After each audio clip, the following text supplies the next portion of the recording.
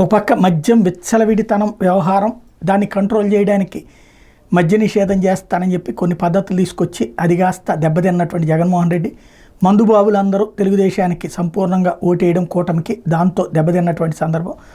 అయితే ఇప్పుడు ఇంకా ఇంతవరకు ధరలు తగ్గించలేదు, అట్లాగే అందుబాటులోకి అన్ని రకాలైనటువంటి వీళ్ళు కోరుకున్న మందు రాలేదు. ఈ నేపథ్యంలోనే అనుకుంటా కే గంగవరం మండలం మనకపల్లి గ్రామం దగ్గర రాష్ట్ర కార్మిక శాఖ మంత్రి సుభాష్ కానవైని అడ్డుకుని వీరంగం సృష్టించారు మందుబాబులు. మద్యం మత్తులో హల్చల్ చేశారు యువకులు. కే గంగవరం మండలం మసకపల్లి గ్రామంలో రాష్ట్ర మంత్రి సుభాష్ వరద ముప్పు ప్రాంతాలు పర్యటించి తిరిగి వస్తున్న సమయంలో ఈ సంఘటన చోటు చేసుకుంది.